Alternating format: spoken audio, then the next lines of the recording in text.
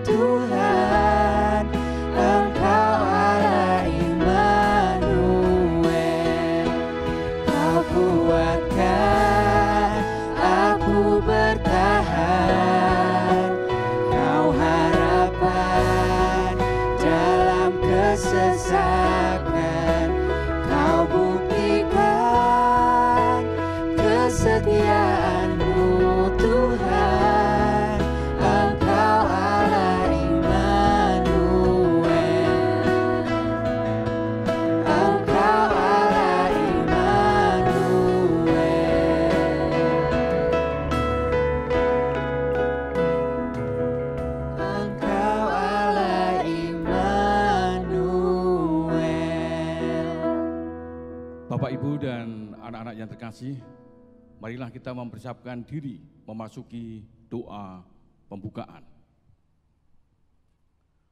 Bapa di dalam surga, sungguh kami bersyukur sampai hari ini kami boleh merasakan kasih setia Tuhan. Pada kesempatan ini kami menyatukan hati bersama-sama berdoa untuk pelaksanaan ibadah Natal SMA Kristen Kalam Kudus. Kiranya ibadah Natal dari awal pertengahan hingga pada akhirnya boleh berjalan dengan baik dan lancar. Kami boleh merasakan perjumpaan dengan Engkau. Kami boleh merasakan sukacita Natal walaupun pada masa-masa pandemi. Bapa di dalam surga, kami tetap berdoa biarlah pandemi ini segera teratasi dan pulih seperti sedia kala dan kami boleh belajar bersama-sama di sekolah.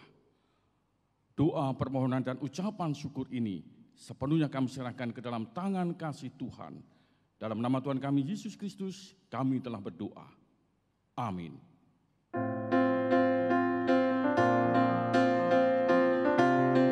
Shalom teman-teman semuanya. Apa kabar kalian hari ini? Kita pasti semangat ya, karena kita hari ini mau merayakan kelahiran Tuhan Yesus kita. Ayo kita bersukacita bersama-sama.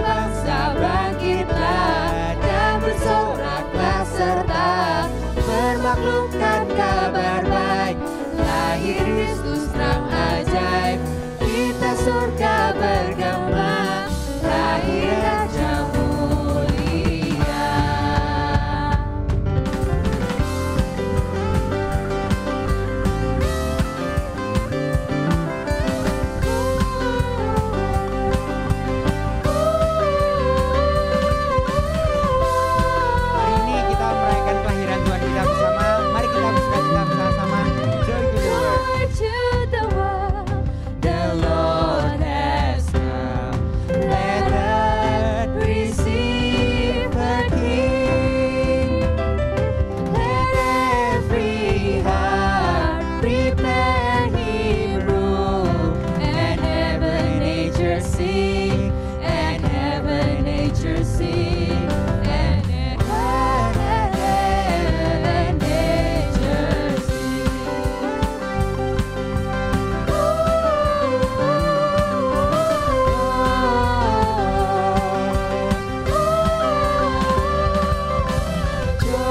to the world, the Savior reigns. Let men their souls see blind. While fields and floods, rock hills and plains, repeat the sounding joy, repeat the sounding joy. Repeat the sounding,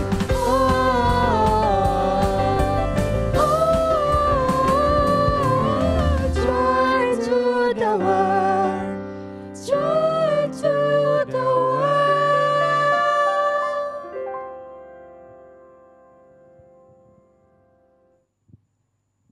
Mari teman-teman kita siapkan persembahan kita yang terbaik.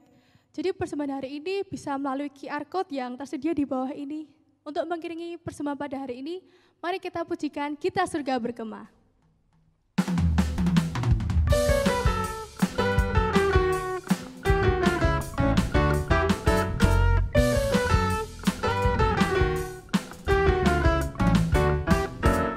Kita surga bergema, lahir Raja mulia, damai dan sejahtera turun dalam dunia. Bangsa-bangsa bangkitlah dan bersoraklah serta bermaklumkan kabar baik, lahir Kristus terang ajaib. Kita surga bergema, lahir Raja mulia. Selanjutnya kami mengundang dengan kasih Bapak Ginting untuk doa persembahan. Bapak Ibu, anak-anak yang dikasihi oleh Tuhan, mari kita berdoa untuk persembahan yang akan kita berikan kepada Tuhan. Mari kita tundukkan kepala dan kita berdoa. Bapa di surga, kami bersyukur buat kasih karunia-Mu dan pertolongan-pertolongan-Mu atas kami. Terima kasih buat penyertaan-Mu yang ajaib, sehingga kami boleh diberkati oleh Tuhan di akhir tahun ini. Kami mempersembahkan persembahan syukur. Kiranya Tuhan terima persembahan syukur kami sebagai persembahan yang berbau harum dan memuliakan nama-Mu. Kami bersyukur karena Engkau memberkati kami dengan kelimpahan. Engkau memberkati kami sehingga kami tidak kekurangan. Engkau memberkati kami di masa-masa pandemi. Allah Immanuel yang menyertai kami. Dan kami meyakinkan diri kami bahwa kami juga akan diberkati di waktu yang akan datang. Oleh karena itu kami bersyukur dan mempersembahkan hidup kami, persembahan kami ke dalam tangan Tuhan. Kiranya Tuhan berkenan untuk menerimanya. Inilah segala bentuk persembahan kami bawa di dalam nama Allah Bapa, Anak, Putra, dan Roh Kudus. Di dalam nama Tuhan Yesus kami berdoa dan kami bersyukur. Amin. Tuhan memberkati kita.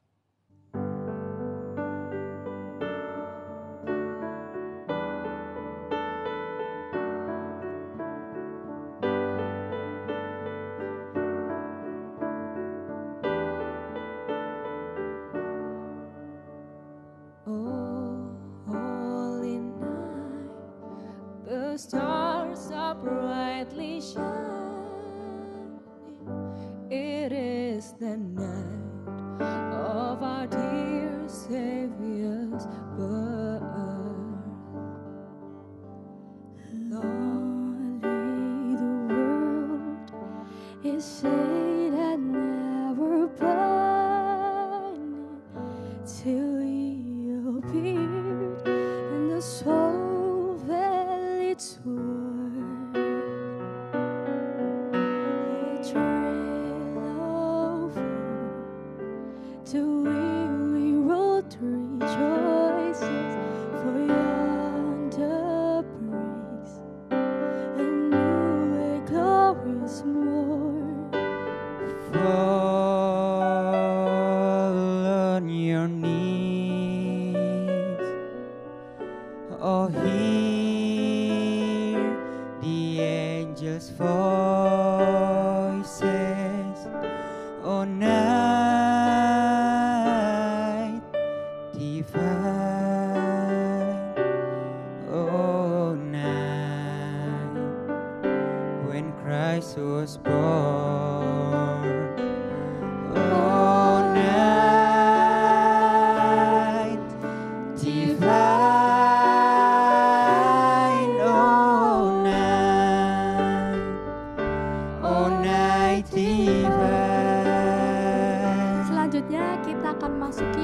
sesi penyalaan lilin. Untuk lilin yang pertama, dengan kasih kita mengundang Bapak Kepala Sekolah, Bapak Wiwoho, untuk menyalakannya.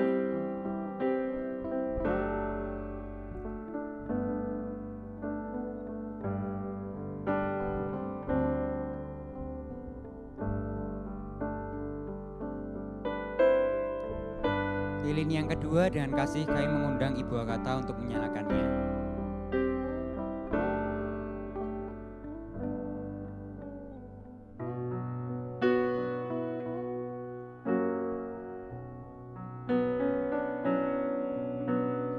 Lilin yang ketiga, dengan kasih kami mengundang perwakilan siswa Randi untuk menyalakan lilin.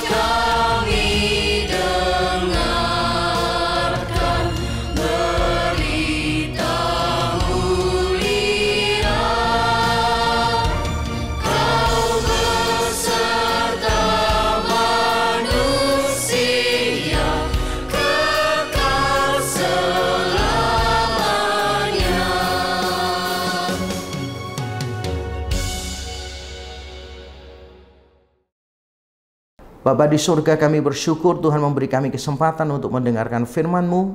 Kami berdoa kiranya Tuhan menolong kami, supaya kami dimampukan untuk mengerti, menerima firman-Mu. Kami akan menenangkan hati kami, meneduhkan pikiran kami, supaya kami bisa mendengarkan suara-Mu dengan lebih jelas. Terima kasih Tuhan. Dalam Kristus Yesus kami berdoa dan bersyukur. Amin. Nah, shalom adik-adik sekalian. Saya bersyukur bisa ada di tempat ini bersama dengan adik-adik sekalian. Dan kita bersyukur karena kita masih bisa merayakan Natal walaupun di tengah situasi yang berbeda seperti biasanya. Kita sekarang berada dalam masa-masa pandemi, kita tidak bisa merayakan Natal sesuka hati kita, penuh dengan semua keterbatasan. Dan mungkin suasana Natal yang gegap gempita seperti sebelum-sebelumnya mungkin tidak terlalu terasa tahun ini. Bahkan jangan kaget kalau kita misalnya berjumpa dengan Sinterklas. Sinterklasnya bukan cuma pakai jenggot putih, tapi dia juga harus pakai masker berwarna hijau untuk melindungi dirinya dari virus corona. Nah, kita merayakan Natal tahun ini dengan semua keprihatinan. Tetapi apakah itu berarti bahwa kita merayakannya tanpa harapan? Saya percaya masih ada harapan bagi kita. Saya percaya masih ada harapan bagi kita. Nah, saya tidak tahu bagaimana keadaan adik-adik dan bagaimana keadaan keluarga adik-adik selama pandemi ini. Mungkin ada orang tua yang kehilangan pekerjaan, mungkin ada orang tua yang bertengkar terus di rumah, sehingga akhirnya memutuskan untuk bercerai karena menurut survei selama pandemi ini perceraian semakin banyak.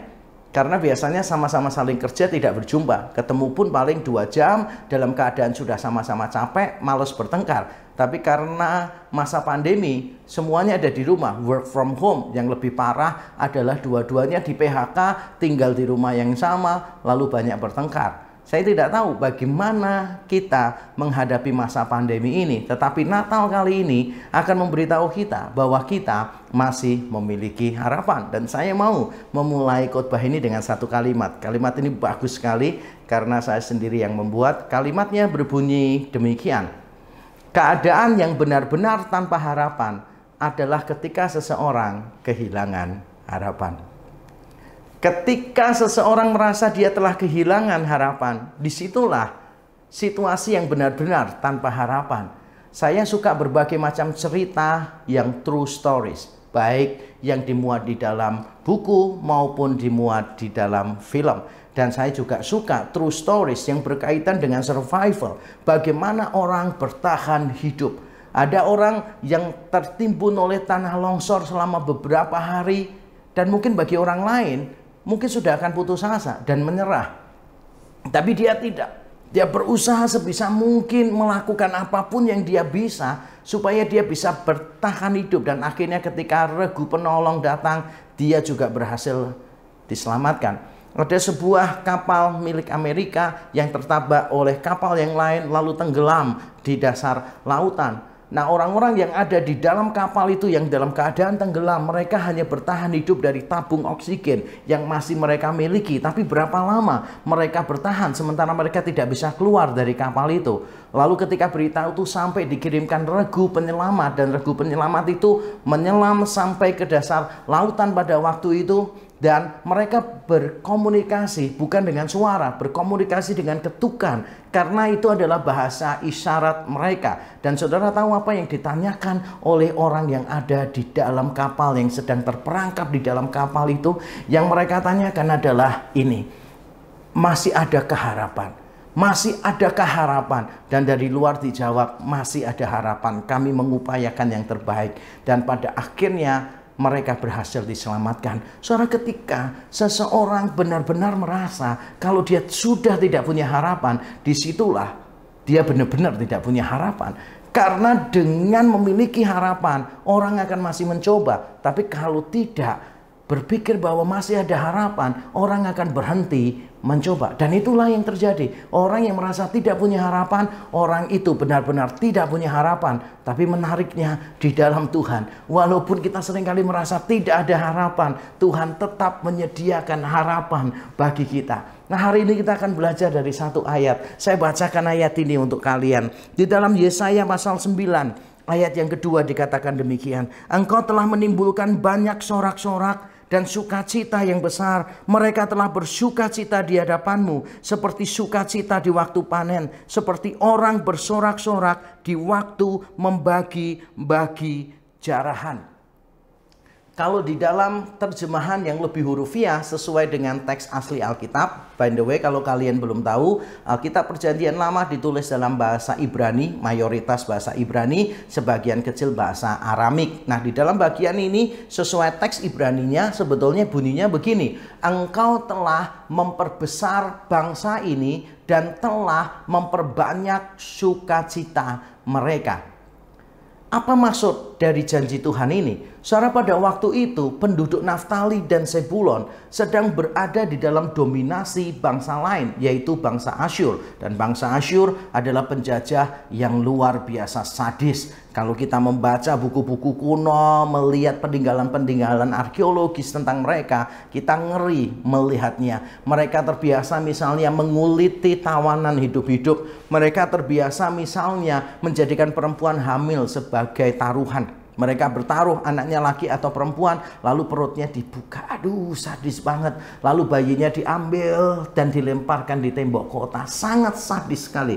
Kalau saya ceritakan semua apa yang dilakukan mereka, saya bisa membayangkan wajah kalian seperti apa. Karena saya sudah pernah coba menceritakan lebih detail di gereja saya. Dan saya melihat wajah jemaat saya itu begitu ketakutan. Ada beberapa yang sampai menutupi wajahnya, tidak tahan mendengar cerita itu. Karena sangat sadis, sangat brutal. Dan waktu itu belum ada hukum perang. Kalau sekarang ini ada hukum perang internasional kan, yang bisa mengatur, membatasi bagaimana orang akan mengalahkan dan berperang melawan negara lain. Zaman dulu tidak ada. Siapa yang pegang kendali, yang pegang kuasa, dia berhak berbuat semaunya. Dan bangsa Asyur adalah bangsa yang kejam sekali. Nah, tidak usah bayangkan penjajah kejam lah. Bayangkan penjajah biasa saja, tidak usah Asyur. Bagaimana saudara kalau seandainya saudara adalah seorang remaja yang hidup pada masa penjajahan dan saudara dijajah oleh bangsa lain? Maka saudara akan hidup di dalam ketidakpastian. Kalian pasti akan merasa begitu. Kalian bahkan tidak berani memikirkan masa depan. Mau kuliah di mana? Rasanya jauh banget.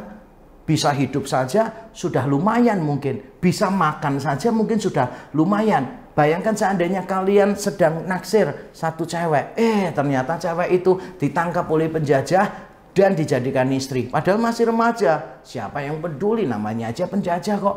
Atau mungkin ada anak-anak remaja seperti kalian. Atau orang cewek yang kalian mau tembak itu ternyata ditangkap oleh pasukan musuh dan dijual sebagai budak. Dan itu sering terjadi di dunia kuno. Anak-anak kecil seperti kalian itu akhirnya dijual sebagai budak. Kalian terpisah dari keluarga kalian.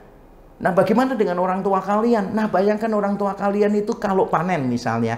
Kalian membantu orang tua panen. Orang tua kalian itu dengan rajin pergi ke sawah, pergi ke ladang, menanam, menyiram, merawat, dan sebagainya. Ternyata sebelum panen dilakukan, pasukan musuh datang dan mengambil semuanya itu. Sehingga kalian merasa bahwa kalian bekerja dengan percuma. Dan itu yang memang sering terjadi. Pada zaman kuno dulu, mereka akan mengalami seperti itu. Panen, bekerja keras, akhirnya tidak bisa menikmati hasilnya. Atau mungkin ketika kalian tenang-tenang di rumah bermain dengan orang tua, pasukan musuh datang atau terjadi peperangan, maka sangat mudah sekali rumah kalian dihancurkan, diluluh lantakkan, diratakan dengan tanah oleh pasukan asing. Dan wajar sekali, sangat mungkin itu terjadi pada zaman dulu. Sehingga bayangkan seandainya kalian remaja, penduduk dari Naftali dan Zebulon, mungkin kalian tidak punya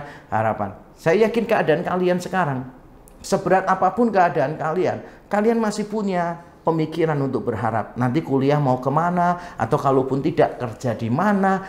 Masa depan kalian jauh lebih terlihat, tidak terlalu suram dibandingkan penduduk Naftali dan Zebulon, dibandingkan remaja-remaja yang tinggal di sana pada waktu itu. Tetapi Tuhan mengasihi penduduk Naftali dan Zebulon. Mereka sudah cukup lama berada di dalam kegelapan, mereka berada di dalam kelaparan, mereka berada di dalam kekecewaan dan keputusasaan. Maka Tuhan memberikan janjinya bahwa Tuhan akan memperbesar bangsa ini, Tuhan akan memperbanyak sukacita mereka, yaitu melalui kelahiran Yesus Kristus. Kalau kita lihat ayat-ayat sesudahnya, misalnya di ayat yang ke-5 dan ayat yang ke-6, ayat terkenal sekali, mengatakan bahwa seorang anak telah lahir untuk kita, seorang putra telah diberikan kepada kita, yaitu namanya Bapa yang kekal, penasihat ajaib. Itu merujuk kepada Yesus Kristus, kelahiran Yesus Kristus.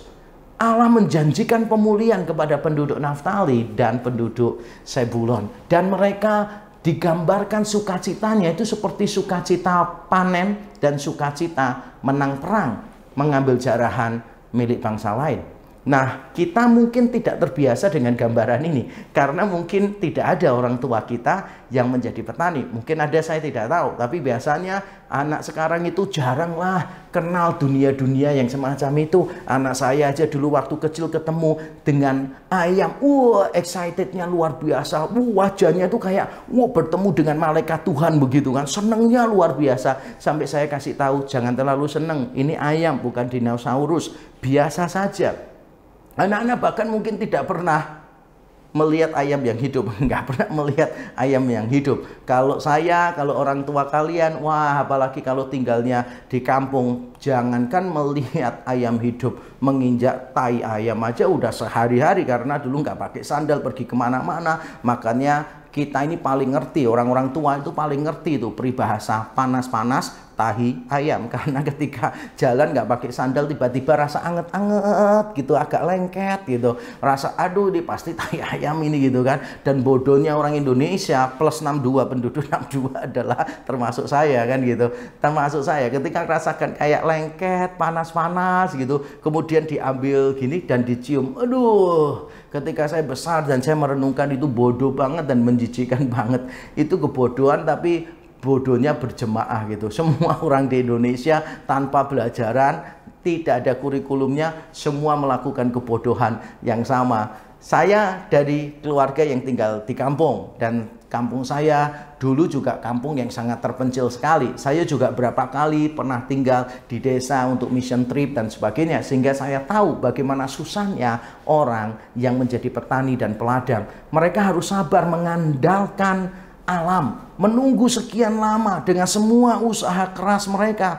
Ketika mereka panen, mereka rasa sukacita luar biasa. Atau ketika peperangan, mereka menang, aduh sukacita luar biasa. Karena tiap kali perang yang ada cuma deg-degan. Kalau sampai kalah, maka bisa dibantai, dibunuh oleh musuh. Kalaupun tidak dibunuh oleh musuh, dijadikan tawanan. Kalau tidak dijadikan tawanan, dijadikan budak, dijual ke negara lain. Peperangan selalu menghadirkan kekhawatiran bagi penduduk, sehingga ketika perang selesai dan dinyatakan menang, itu sukacita yang besar. Gambarannya itu seperti sukacita waktu panen dan menang perang. Nah, saya tidak tahu kalau kalian senang itu gambarkannya seperti apa, kan saya tidak tahu apa yang paling membuat kalian senang. Nah, kurang lebih seperti itulah. Mungkin ada cowok di sini kalian yang berkata, wah hidupku itu ya luar biasa, senang itu ketika nembak cewek dan diterima. Karena mungkin itu pencapaian dalam hidup kalian satu-satunya mungkin saja.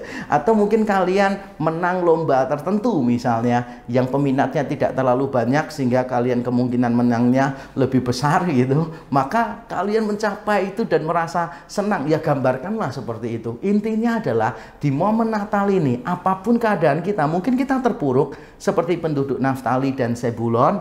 Mungkin kita dalam keadaan hancur-hancuran, benar-benar tidak ada harapan. Mungkin itu keadaan kita, keadaan kalian, atau keadaan keluarga kalian, keadaan pernikahan orang tua kalian yang diambang perceraian. Tapi percayalah, ada harapan di dalam Tuhan. Kristus lahir untuk memberikan harapan. Kristus tidak ingin kita berada di dalam kegelapan terus-menerus. Mungkin ada di antara kalian yang selama ini hidup di dalam dosa, hidup terikat oleh kebiasaan-kebiasaan yang buruk. Mungkin kalian telah melakukan tindakan yang bodoh. Masa lalu kalian begitu kelam. Kalian mungkin telah terlibat dosa-dosa lain yang kalian sembunyikan dari orang tua, yang kalian kalau buka kepada orang lain, mungkin orang lain bisa pingsan mendengarnya. Dan mungkin kalian sendiri menyesali itu dan menganggap diri kalian bodoh, telah melakukan kebodohan yang terbesar di dalam hidupmu. Whatever you have done, saya yakin Kristus akan datang dan berkata, it's okay, I forgive you. Kristus akan datang dan berkata, aku mengampuni engkau. Kristus tidak ingin engkau terus ada di dalam kekelaman, di dalam kehancuran. Natal ada supaya orang-orang yang hancur bisa datang kepada Tuhan dan berkata, Tuhan, di dalam kehancuranku aku datang kepadamu dan aku tahu di dalam kehancuran masih ada pengharapan di dalam Tuhan. Dan Tuhan mengulurkan tangannya kepada kalian dan Tuhan bertanya, apakah kalian mau dipulihkan? Apakah kalian mau menerima Yesus Kristus sebagai Tuhan dan Juru Selamat? Sehingga hidup kalian benar-benar memiliki harapan di dalam Dia. Kalian dimenangkan dari persoalan umat manusia yang terbesar, yaitu dosa. Karena kita percaya persoalan terbesar manusia, yaitu dosa, sudah dibereskan oleh Kristus di atas kayu salib. Dan kita percaya ketakutan terbesar manusia, yaitu kematian, sudah dikalahkan oleh Tuhan di dalam kubur yang kosong. Sehingga kita bisa datang kepadanya dengan tenang dan kita berkata, Tuhan, terimalah aku dengan semua kehancuranku. Ada harapan bagi kalian. Mari kita tunduk kepala, kita berdoa. Bapa di surga, terima kasih. Terima kasih, kami bersyukur kepadamu ya Tuhan.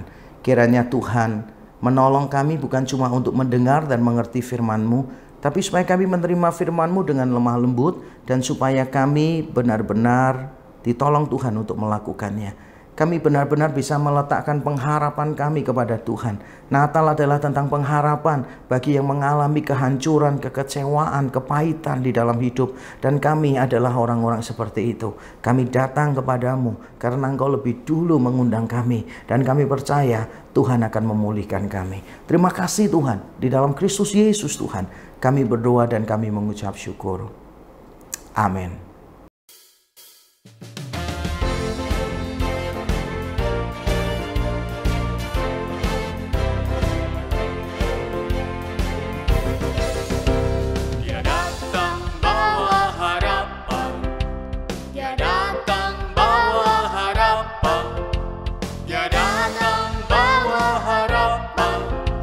Puji Tuhan selamanya.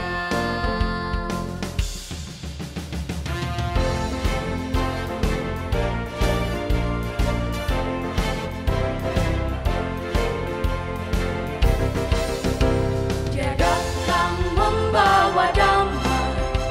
Dia datang membawa damai. Dia datang membawa damai. Puji Tuhan selamanya.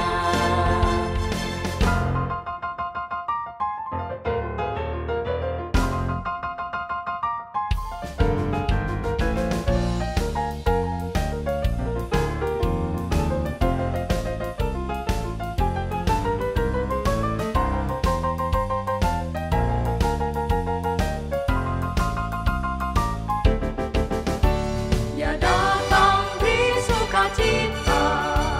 Dia datang beri sukacita. Dia datang beri sukacita. Puji Tuhan selamanya. Dia datang bawa harapan. Dia datang membawa damai. Dia datang beri sukacita. Puji Tuhan selamanya.